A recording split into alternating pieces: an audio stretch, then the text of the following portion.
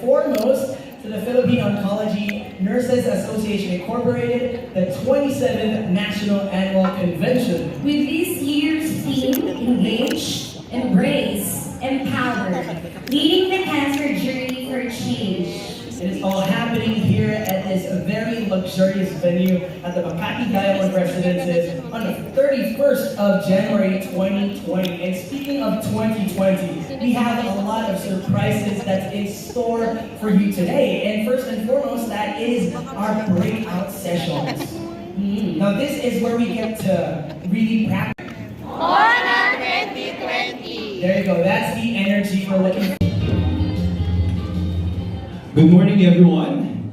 Today is very exciting, especially for oncology nurses, as today we enrich our mind. We're really into the current trends and new updates today, and most especially the socialization with each other. This program is designed to engage our oncology nurses in cancer care by teaching clinical efficiency, embrace change by being informed on research outcomes, policies and regulations on cancer services, and empower nurses to become good and great nurses for our patients. At the end of this session, there is a very special workshop where we will teach you how to manage one of the biggest challenges in today's, in our profession, which is stress and burnout. In behalf of the Board of Directors and Officers of the Philippine Oncology Nurses Association, I welcome everyone to this 27th National Annual Convention with the theme, Engage, Embrace, and Empower. Thank you very much and hope you have fun today. Mrs. Maria Cecilia P. Pare.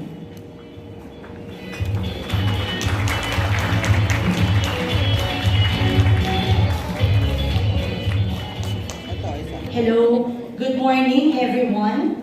It is indeed an honor for me to introduce our keynote speaker for this convention. Our keynote speaker finished his Bachelor of Science in Nursing at St. Louis University in Baguio City in 1985. He has obtained a Master of Arts in Nursing degree, major in Educational Administration, and also a Doctor of Management, major in Public Administration. He is a very well-known nursing leader, educator, clinician, and government official. His unwavering fervor in the nursing profession paved the way for him to champion the welfare of Filipino nurses employed in the country and abroad. He is a former national president of the Philippine Philippine Nurses Association.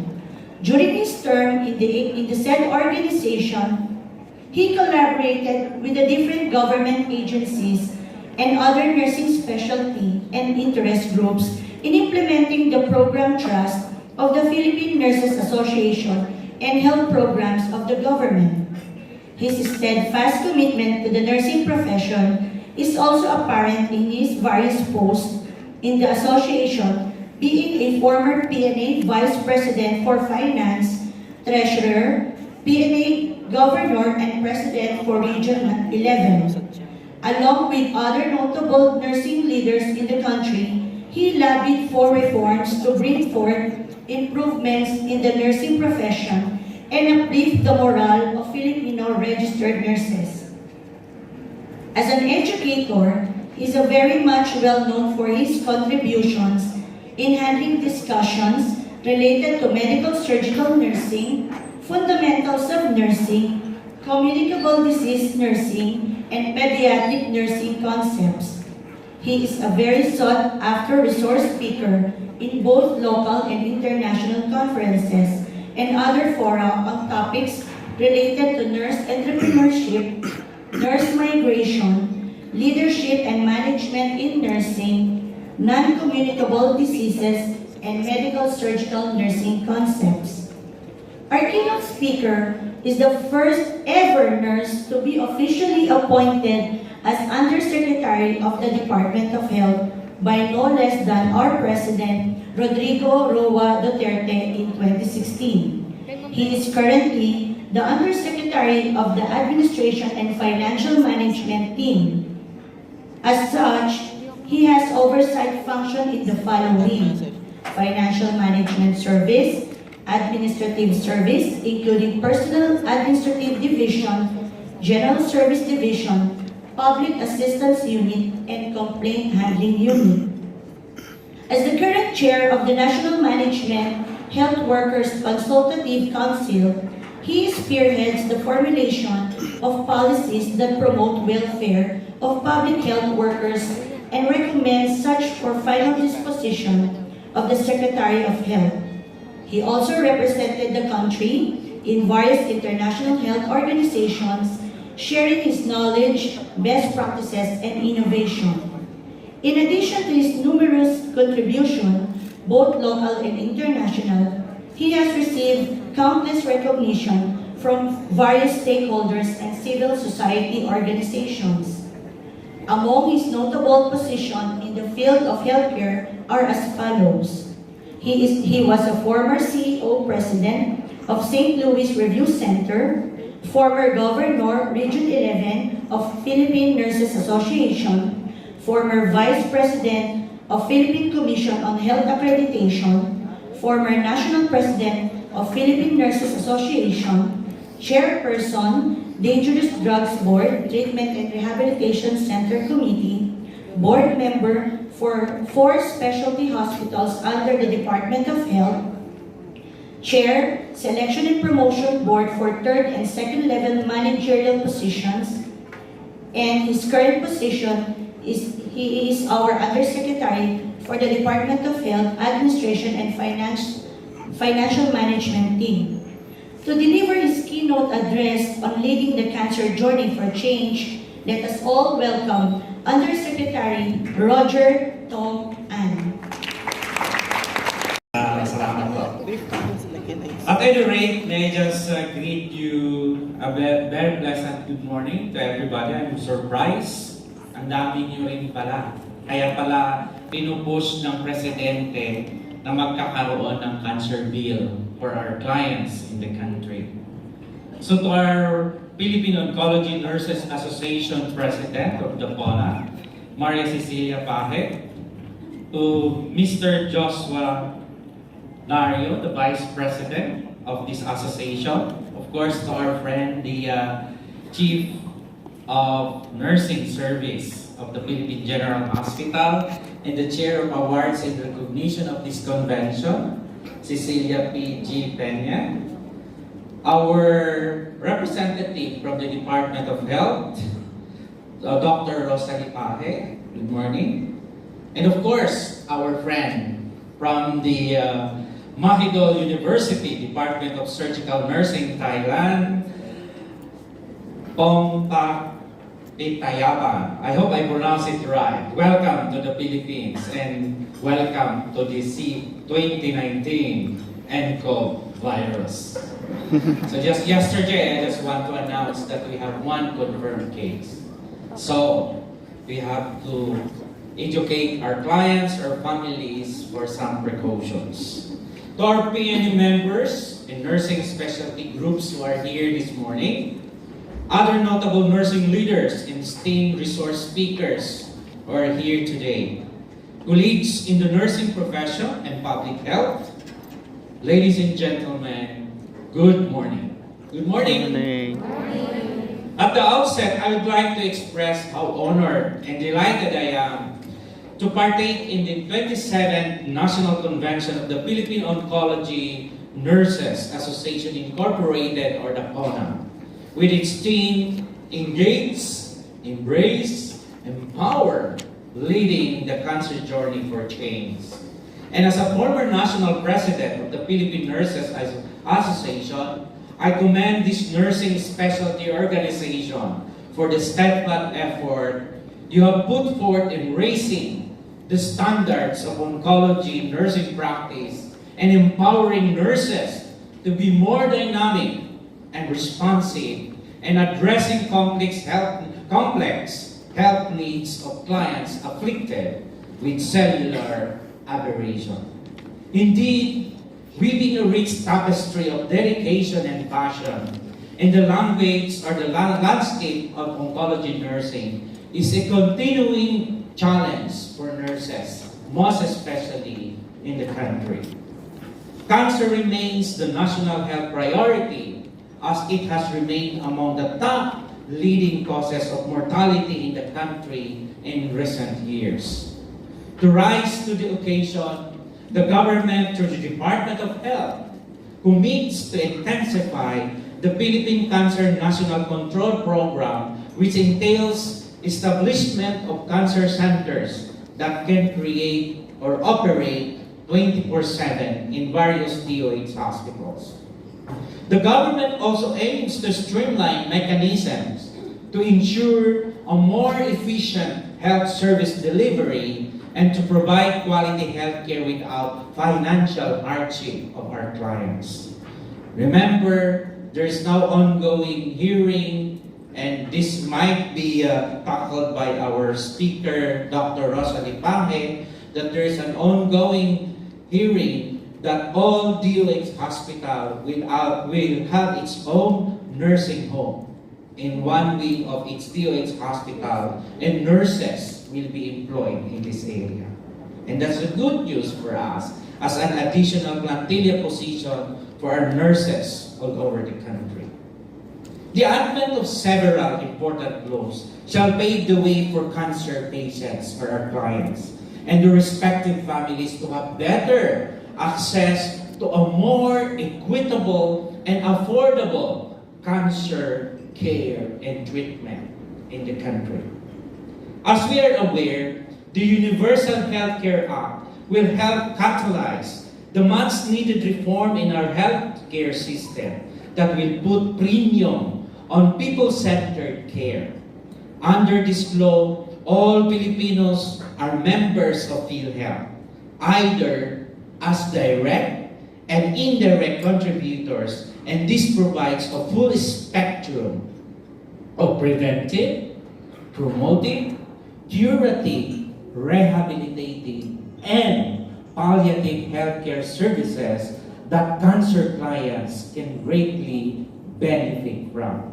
And in fact, as an audit committee member of the PhilHealth and as a risk committee chair of PhilHealth, we are including the cancer drug in the PhilHealth case rates. With this, soon it will be implemented with the UHC. For the non-PNDF drugs, the PCSO will handle this in the Malasakit Center, which I will be expounding later on. The Universal Healthcare Hall fosters greater accessibility to the comprehensive healthcare at a lower cost, delivered in a coordinated and timely manner. To complement the Universal Healthcare Act, the National Integrated Cancer Control Act was also signed to help institutionalize a cancer program that provides treatment and support, including access to medicines and expansion of benefit packages for cancers of various types and stages through the Cancer Assistance Fund. Our efforts towards better health outcomes will take a notch higher as we now have in our hands another landmark legislation which reflects the current administration's brand of people-centered service delivery by virtue of the Republic Act 11463, known as the Malasakit Center Act. Now, this law seeks to establish the Malasakit program and institutionalize the Malasakit centers in the DOH and other LGU government hospitals in the country. At present, there are around 27 DOH hospitals with Malasakit centers. With this year, we are targeting that all 72 DOH retained hospital will have its own Malasakit Center in the country, including the Philippine General Hospitals and other SUC hospitals in the country. Now, what is this Malasakit Center? This is a one-stop shop where clients will queue or pupuntahan nila na nandyan ang PhilHealth, DSWD, PAGCOR, PCSO, and the DOH Medical Assistance Program for indigent patients.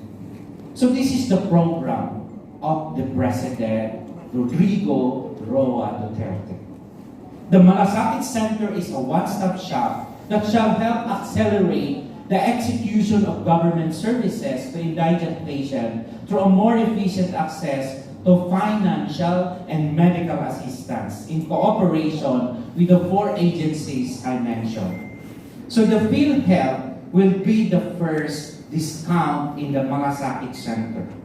So whatever case rate, anong maiiwan, XMO will be the next discount. Kung walang MXO yung pasyente, number 3 is of course the DSWD. The DSWD will cater the transportation of the client and other expenses, non-medical. Kung namatay, burial expenses. That's for DSWD.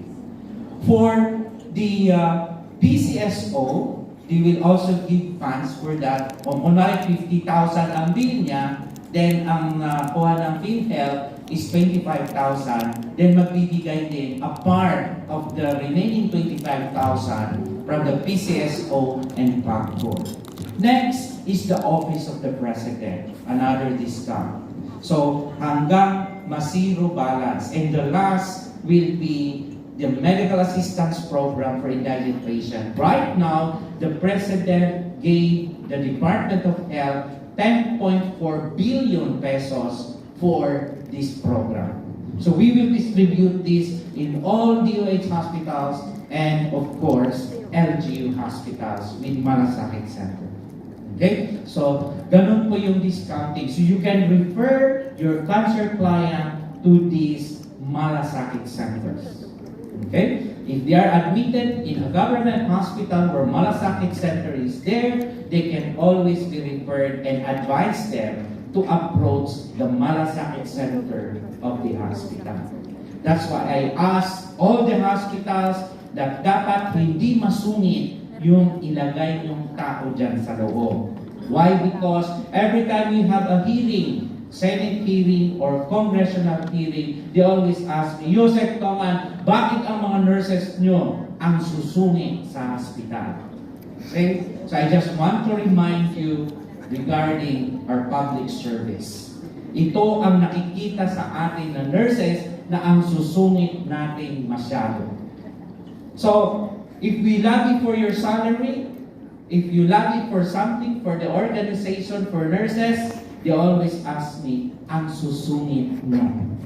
Okay? So, yun lang po ang gusto kong sabihin sa inyo. Now that the President is now getting into with our concerns, especially the salary grade 15. Now, okay na yung government, pinapasok na natin ang private hospital. And it's now going on.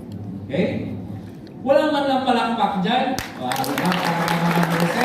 Kaya po sinasabi namin, mag-rally tayo, walang nagra-rally. Pupunta kami sa PGX, harap ng PGX. Wala lang, 20 lang kami. Ilan ang nurses sa bansa? 800,000 according to the Board of Nursing. Nag-take the board exam na pumasa.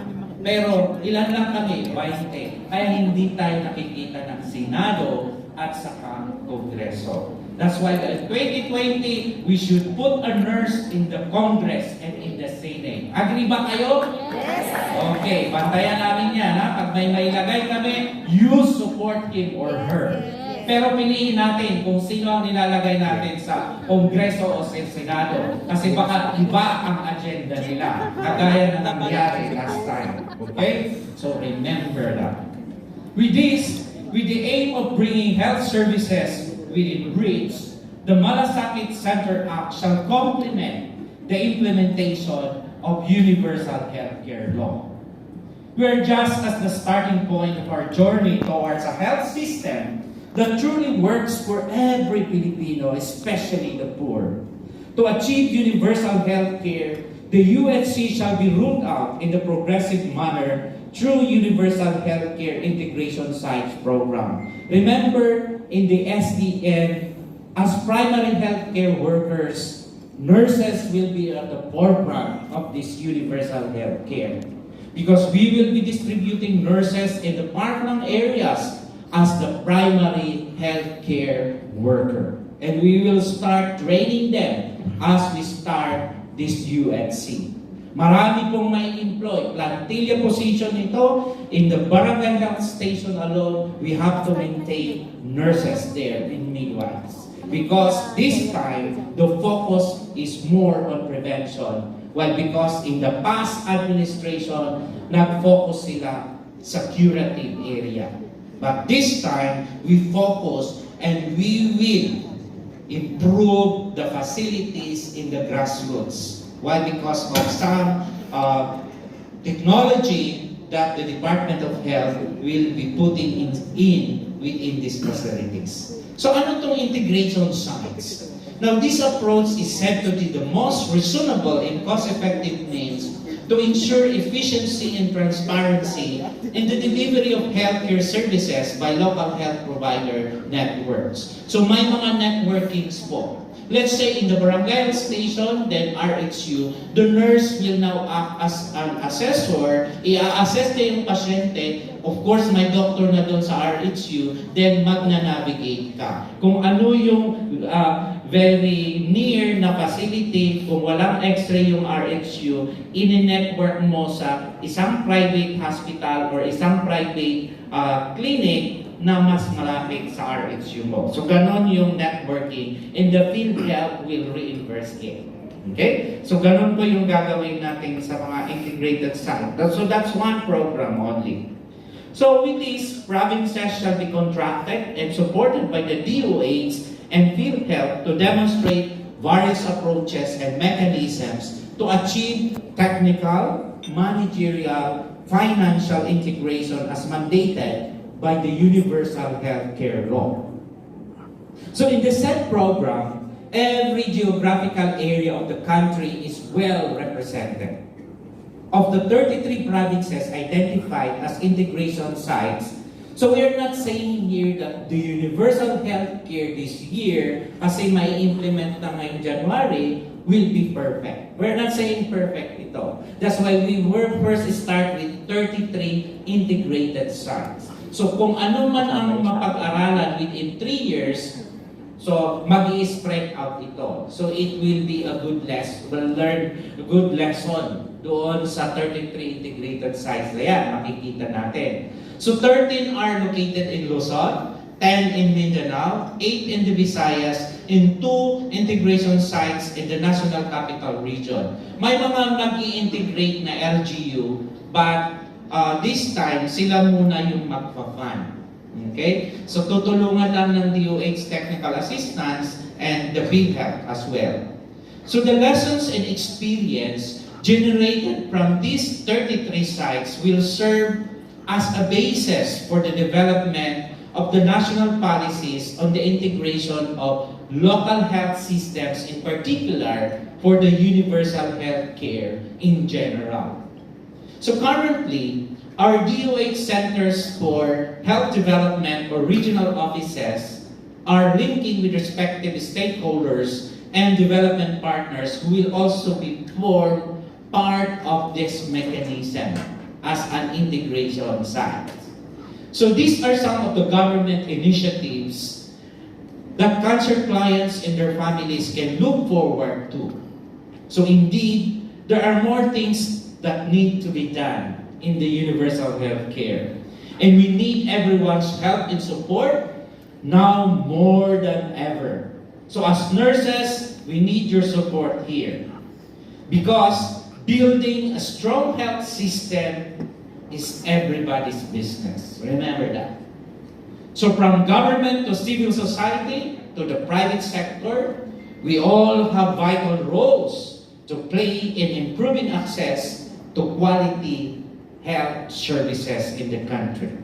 Now let us then continue to move forward and harnessing a culture of unity in purpose and unity and commitment for being a catalyst for a more improved health system as we shall transform the country where people enjoy the highest attainable standard of health.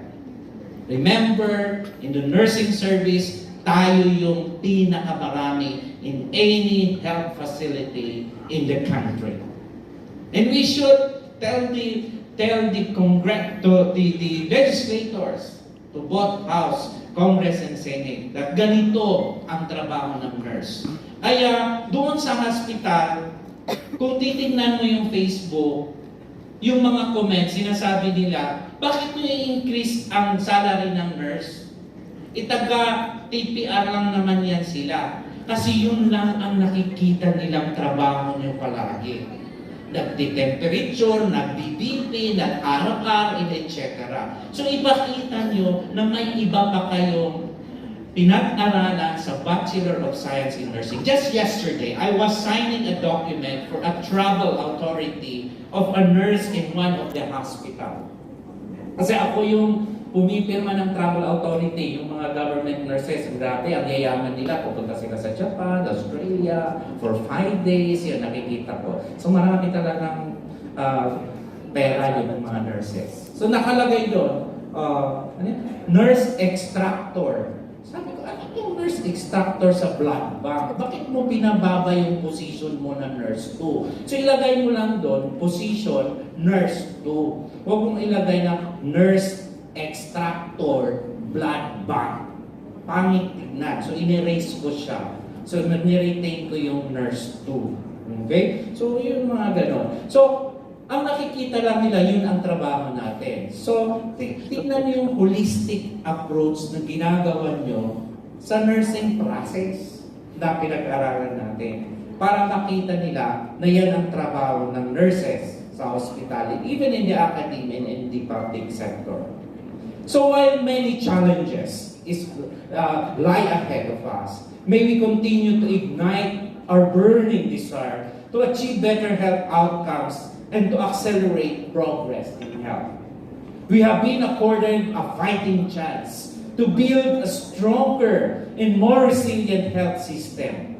Let us use this opportunity to create greater relevance for greater number of people and be a beacon of hope for the poor and vulnerable, including clients afflicted with cancer. Because this Malasakit Center that the President is focusing is that maski na mayaman, most especially pag debilitating case like cancer, we have to help that person. Why? Because ang pananaw niya, maski na mayaman ka, pero kung ganyan ang sakit mo, mawawala rin yung kaperahan mo. That's why we have to help them and give them medical assistance for that matter. Kaya malaki yung binigay niya, 10.4 for 2020 for a cash-based for finance. So kailangan ubusin mo yung 10.4 until December 31 of 2020. Otherwise, magagalit siya. Bakit binalik mo sa treasury? Marami pang mga indigent patient dyan. Okay? So ganun po. So ang role ninyo as cancer association or cancer nurse sa isang hospital, always refer these clients to the Malasakit Center. Most especially pag nakikita nyo, na-assess nyo na indigent yung pasyente. Kasi nga, sinasabihan ko ang PCSO, baka naman palliative lang yung binibigay nyong panggamot. Binibigyan nyo lang one time. Mamamatay rin yung pasyente. Dapat may research kayo na talagang kinukontinue lahat yung treatment ng pasyente. Huwag minsan. So with this Malasakit Center Act, it will really help yung mga mahihirap nating kababayan. So with these nurses, on behalf of the Secretary of Health, who is very busy right now, because of all the crises that we have, the Taal volcano, the polio, the dengue, and again, this 2019 NCO virus, yeah. So I hope we need your prayers. So in behalf of the Secretary of the Department of Health, I would like to thank you for being a dynamic partner in fostering a more tangible health system reform by advancing the universal health care. Again, thank you very much. Universal healthcare with the Mandanas Law, tataas yung ira ng government sa LGU. So may health fund dyan, doon namin kukunin yung increase ng LGU hospital nurses. Okay? So yun po yung latest ko. So wag po kayong maniwala na isang party list lang ang gumawa nito. These are all collaborative works of nursing leaders in the country. Tama. So any question?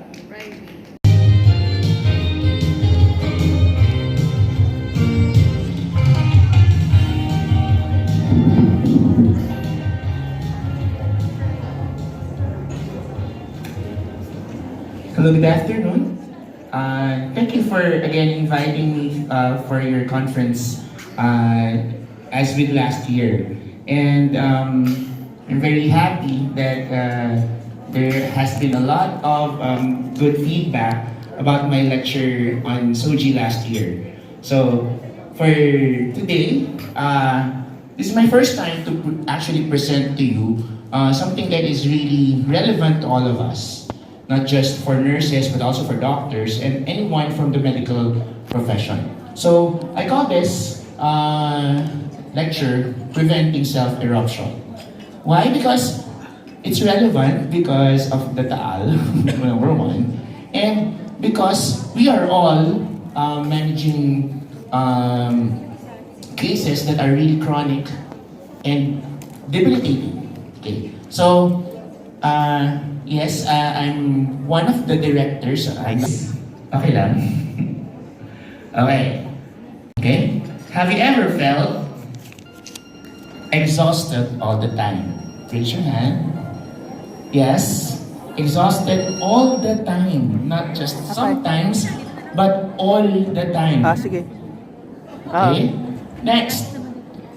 Have you ever felt that tasks are either mind-nubblingly dull or over? Have you ever felt that every day is a bad day? Anyone? Meron ba? Okay. So, if you're feeling all of this, plus everything seems like a total waste of energy, wala na akong lakas na magpatuloy sa ginagawa ko. Is there anyone? Okay. So if you have ticked all the boxes, all the questions, and said yes, you might be in what we call burnout. Okay? So, first of all, let's define what burnout is. So it's a syndrome conceptualized as resulting from chronic work-based stress. Okay? That has not been successfully managed. According to the WHO, as of May 2019, Last research ko kini Doc na may lima. home stress, but it's entirely workplace related. Our ICD-11 says that it is an occupational phenomenon, but it is not a medical condition. Okay? So according to the Gallup study, it can keep us alert, motivated, and ready to avoid danger. Negative stress is continuous challenges without relief or relaxation between stressors. And negative stress is called distress. Okay? So, how does stress affect our own bodies? Okay. With the brain, there's difficulty in concentrating, anxiety, depression, irritability, mood swings, and even mind fog. Okay? For our cardiovascular system, there's high cholesterol, high blood pressure, increased risk of heart attack and stroke.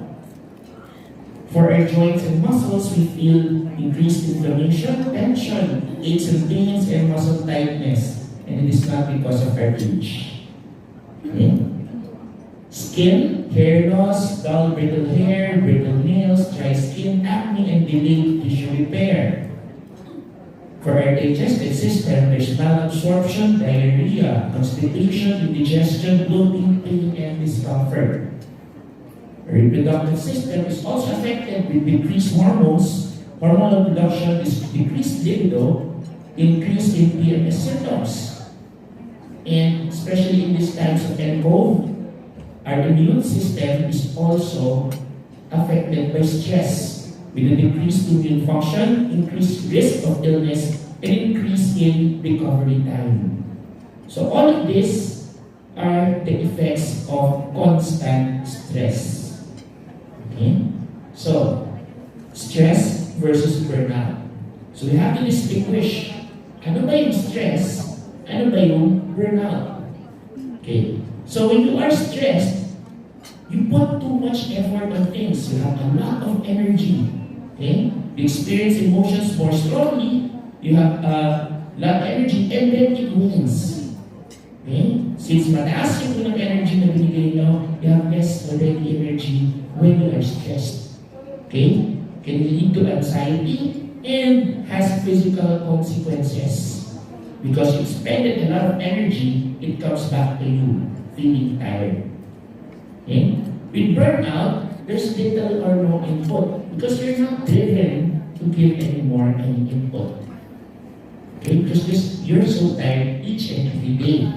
So you experience emotions flattening out and not affected anymore. Ano ba kailan ko? Okay? You have less motivation and hope. It can lead to depression, and it has really emotional consequences. Okay? So, stress can either make you perform 15% better or 15% worse. Burnout is 100% negative. Okay? So that's the difference between stress and burnout. Okay? Now, common signs of burnout. This is very important because you, as a medical personnel, okay, all of us have to assess ourselves. Am I in burnout mode? Okay? Common signs. You're easily frustrated or frustrated. Konting kibot lang. Ano ba yan? Okay? So, you're disinterested. Oh, there's a po na conference. Talaga? Okay. Okay. You're quick to anger. Okay? Konting kibot ng patient. Ba?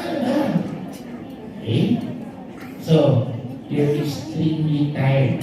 And a lot of times, it's for no reason. Okay? You're forgetful. Ay, mga balutos. Okay? And then, finally, you're depressed. Okay? So these are the common signs of burnout. So, what contributes to burnout? Some statistics. Number 1 is unfair compensation. Really?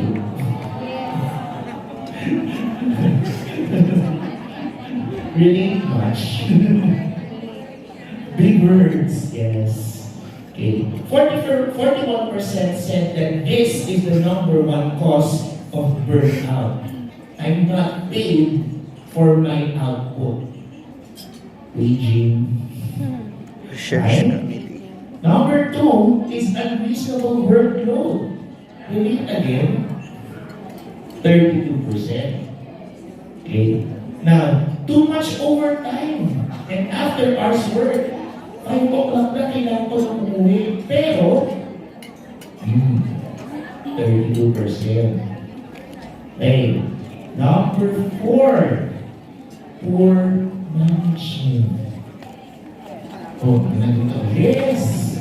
Conviction ka, di ba? Okay. Now, employees see no clear connection between their roles and the hospital management. So there's a disconnect between what the hospital management wants and what you want as a person. Okay? Number 1, 2, 3, 4, 5, 6, 7. Negative workplace culture. 6 pala siya. 26%. Ito yun. Okay. Okay? So, all those feeling bullied at one point or another. So all of this contributes to a workplace scenario of burnout in the workplace. Okay? So, we start first with stress. It turns into burnout. So, what's the process? Stress, more stress, a lot of stress, too much stress equals burnout. You can liken it to a candle. First, little stress, and then until you're burnt out. Okay? So, there are actually stages of burnout. At first, what we call our honeymoon stage.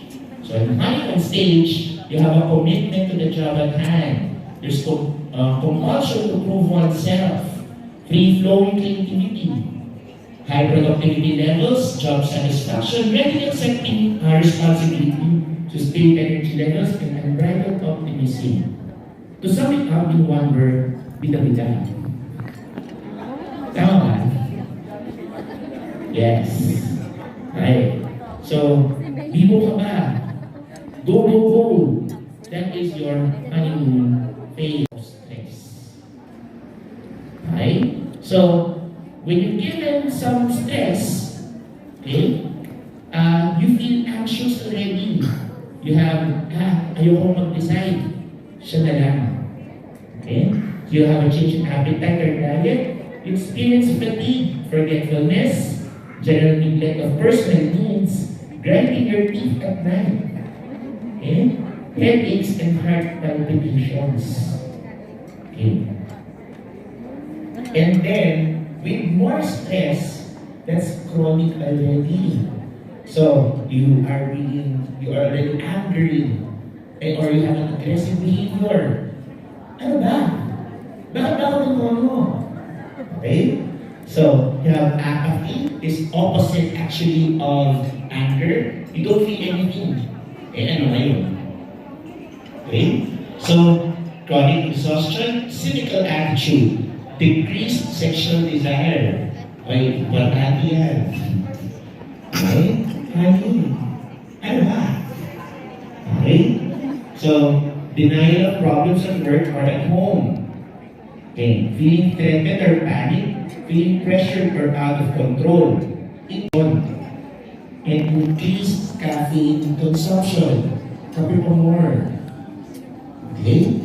So, also with chronic stress, you have no more time for hobbies. Okay? You miss work deadlines or targets. Persistent tiredness in the mornings. Monday na naman. Okay. Physical illness, procrastination at work and at home, repeated lateness for work, resentfulness, and social withdrawal from friends and or family. Ayaw ko nang makita yung barkada ko. No more energy. Okay. So, finally, second to the last is burnout. Okay? What do you notice about the images? Paikli ng buhok. Okay. So, we have behavioral changes, chronic headaches, chronic stomach and bowel problems, complete neglect of personal needs, desire to drop out of society, gusto mong mapag-isa, desire to move away from work or friends or family. Also, you feel empty inside, obsession over problems in work or in life, a pessimistic outlook on work and life, physical symptoms intensify and or increase. You have self-doubt and then social isolation. But wait, there's more. The last phase is actually habitual burnout. Okay? So, burnout syndrome, maski saan ka ilagay, feeling mo, burnout ka pa rin. Not anymore in oncology, perhaps in HIV or in TB, anywhere you are, you're still feeling tired. Okay? So chronic mental fatigue, chronic physical fatigue, chronic sadness, and of course, depression. And we all know that a lot of times, sometimes pala, depression can lead to suicide. Okay? So, how do you manage burnout? Okay? So, number what I'm going to mention to you are the 3 R's. Number 1 is to recognize. So recognize the warning signs. Already given to you the common signs and symptoms of burnout. So you have to recognize it for yourselves. That's why I started out with a quiz. Right? So if you ask those questions to yourselves, hey, I am recognizing that I am indeed burnt out. Okay? So, number 2 is reverse. Okay? So, reverse the damage by getting help and managing your stress. So, you identify what stresses you have, you talk to your managers, you talk to your co-nurses and your doctors, so that you're able to manage your workload. Okay? Your workload and your OOPs. And sometimes, your compensation. Okay? Number 3 is resilience building via self-care. You cannot give what you do not have. Okay? You have to take care of yourself so that you can take care of others. So you have really to take care of yourself first. Okay? So those are your 3 R's. Recognize, reverse, resilience. Okay? So, other forms of managing burnout is actually to get support. You're not alone. And you have a whole people or a team behind you. Okay? So, reach out to your family and friends. Avoid stressful or negative people. Easier said than done. Especially in social media. But if that is the case, then avoid social media.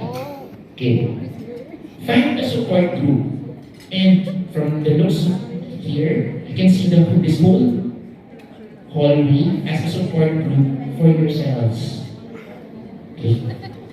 Don't take more than you can handle. Be honest. If you cannot handle more than 5 patients, tell your managers and tell your doctors, I cannot take it anymore. Hindi pa nagalitan ka na. Oh, can handle daw.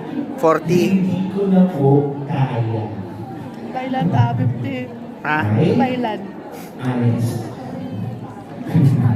Okay. Maghanap ka na rin ba? Trabaho. Joke lang. Okay? But, as I said to you, you cannot give what you do not have. So if you're always getting sick, okay, always being absent and disinterested with your patients in turn will feel that. You want to heal them, but you are not helping yourself. You're not healing yourself first. So you cannot heal them as well. Okay?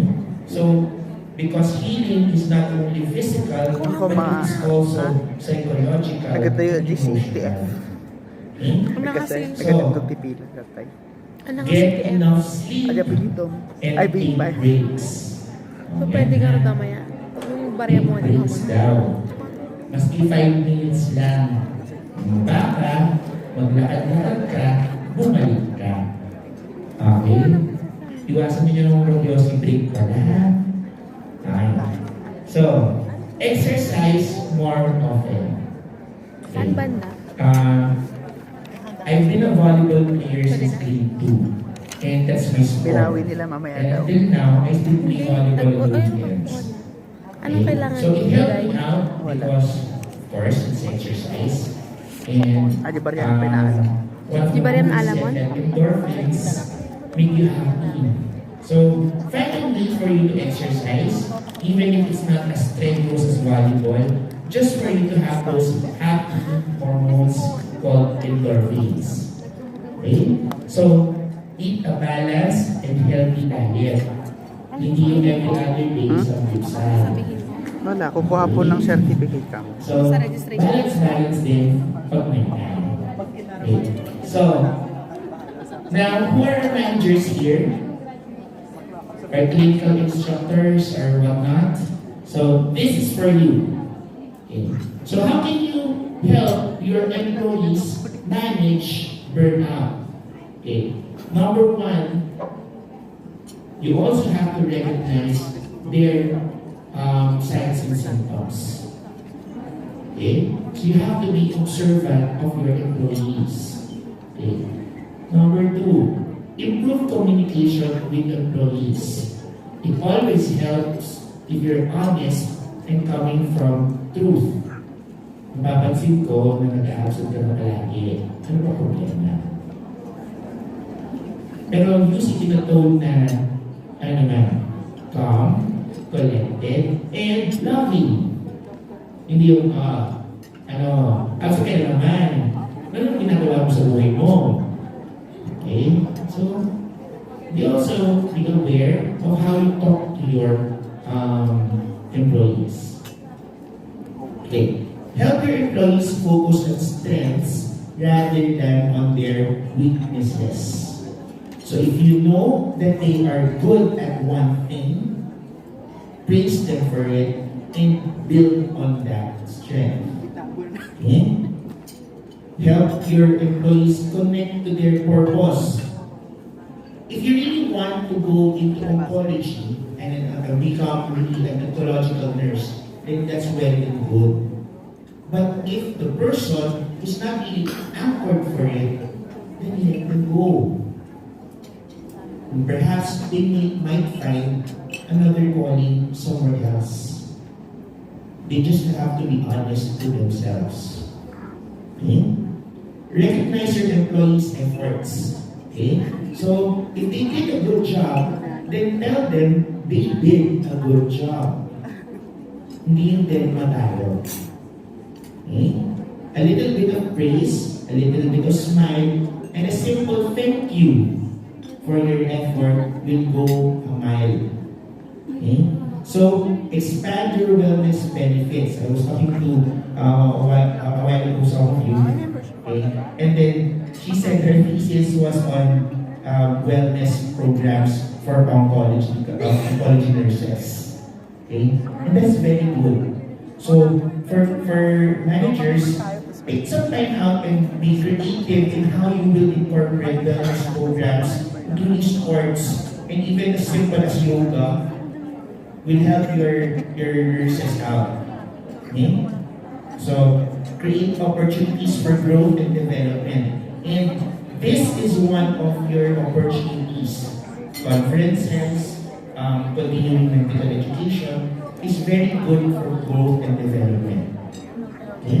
So, we always want to practice or we always want to achieve what we call homeostasis. Okay? So, this is the metabolic equilibrium actively maintained by several complex biological mechanisms that operate via the autonomic nervous system to offset disruptive changes. Very technical. It just means keep the balance. So if you want to achieve homeostasis within yourselves, you have to keep the balance. So work and life are balanced. Okay? So to manage burnout, especially to manage stress, this is what I will leave you. Thank you very much and have a good day. Thank you so much, Jonathan Foglia. Please remain on stage for probably just a quick question from the audience. I think we're opening to just one question as we conclude today's convention. Do we have any questions? Well, before you think about their question, I'd like to thank Dr. Fadila because the topic really is close to home. as medical practitioners, we can always identify things like that. And I think everybody is just, slowly absorbing. Maglalagay na tayo ng ng gamot. So kapag mag-infuse tayo, dito siya pumupunta. And then for compounding purposes, itong itong port na to. Tapos after, pwede mo na ihalo siya. So okay na siya. And since meron siyang, ito po kasama na built-in ng Spiros. Dito sa set. Opo, sa set na ito. Kala ko another. Hindi po, kasama na siya. So ayan. And gusto ko rin yung kanina sir, yung yung pang carboplating, mga pang May, yung pinirepresent mo kanina, sir, may na... color. Kasi ang ginagawa pa namin sa ospital, nagtatakip. So ngayon po, kapag meron tayong Spiros, sige ma'am, push mo siya sa akin. Nakalock siya, naka-close siya. So ito, Pang-aspirate lang.